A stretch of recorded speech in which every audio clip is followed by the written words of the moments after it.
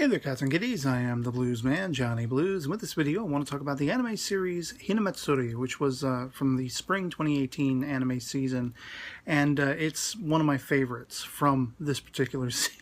It is all kinds of dramatic, all kinds of hilarious. I just got done watching very recently, as of the time of this recording, the finale episode, and it just charmed me to high heaven, and I was screaming, internally, but at the top of my lungs internally, this needs a second season. More than anything else that I've watched this season, this desperately needs a second season, and it's because I was laughing so hard watching this show. And it's been like that all throughout, but it has so many heartening moments, so many like almost depressive, tear-jerking moments, and again, the hilarity. I mean, you're crying one way or the other watching this show. Either it's because of the heartening circumstances the characters are going through, or it's because you are laughing yourself silly.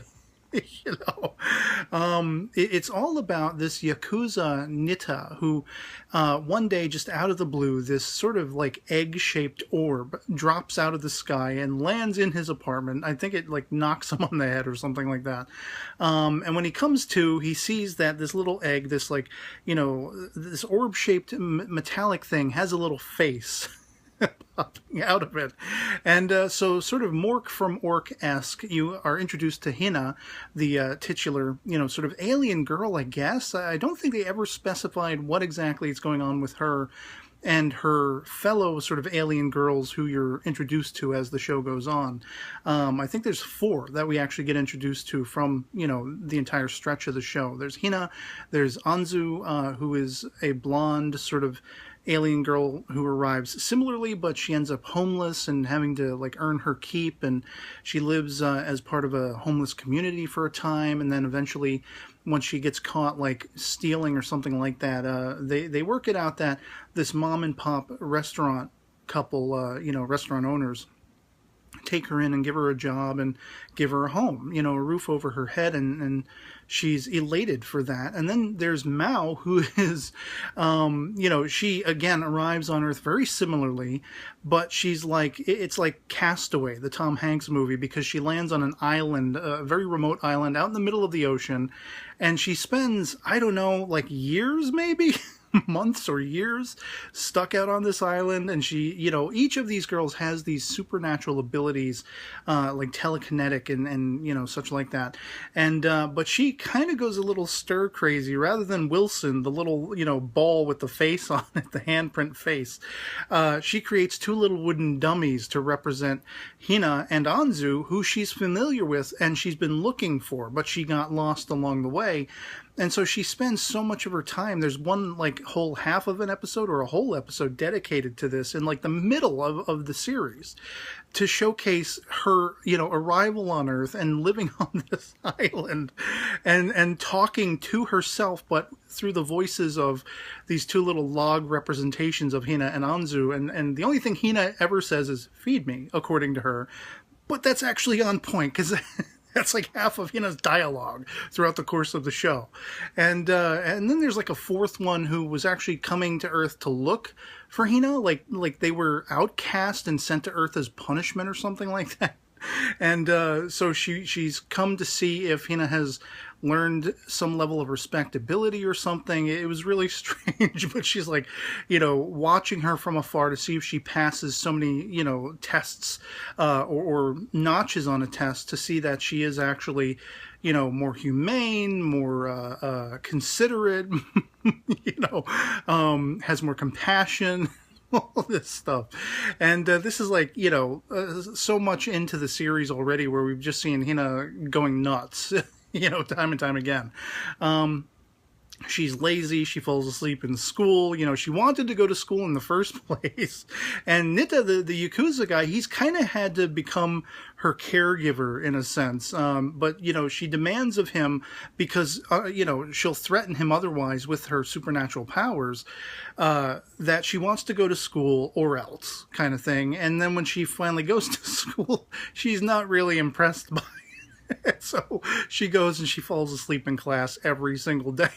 you know. And that's the funny thing, like, it's not just about them. The series also focuses on the characters surrounding them, like one of her schoolmates, this girl Hitomi, who gets herself into the precarious position of being a schoolgirl bar hostess. You know, and I forget exactly how it all wound up that way. But Utako, the bar owner, you know, she like sees her and she's like, "You're hired." You know, you can mix good drinks. You're going to work here or else kind of thing. You know, there's a lot of or else in this series. And that's a lot of why there is hilarity. Of course, with Nita being a Yakuza, there's this whole aspect that has to do with some miscommunication as to who is going to rise in the ranks when the elder Yakuza boss falls ill and goes to the hospital.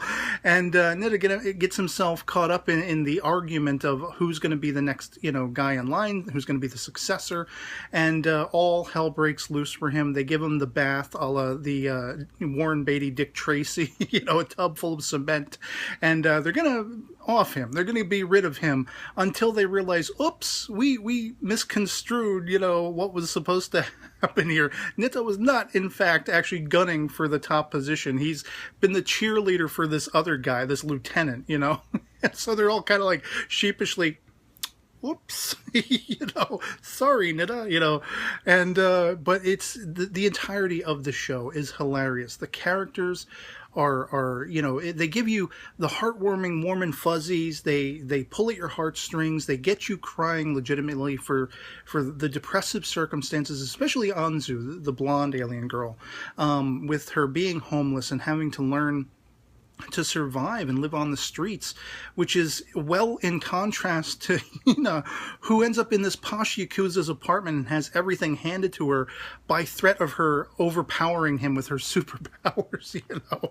And it was just classic from beginning to end. I didn't know what to expect with it, and it's actually really well bookended from the very first shot of the very first episode to the final aspect of the final episode, with some focus on the third alien girl, Mao, who is a redhead.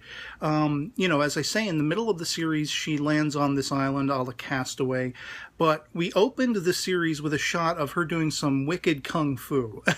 And, like, we never call back on it again, and I had completely forgotten about it, then come to watch the finale, and they pick up with that again, right where that opening scene left off from episode 1, and it explains everything away, like why she's doing the kung fu, and you know, whether or not she's going to be successful in finding Hina and Anzu, respectively, and it's just, I'm bouncing off the walls after watching this series. I may end up watching it again during my free time because it was just spectacular. It was hilarious. It was heartening.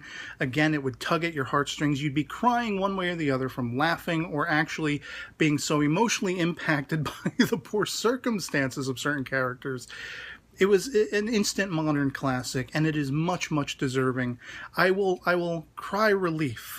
I will sing the praises to the heavens. I'll walk out my front door of my apartment and go, hell yes, as loud as I can, if I find out this gets a season 2. Because, holy shnikes, man, it was a blast and a half. And so, I'd love to hear from you guys in the comments below. If you watched Hinamatsuri, if you loved it as much as I did, if you think it's as deserving as I do of a second season, let me know that in the comments below. Love it or hate it, anything goes.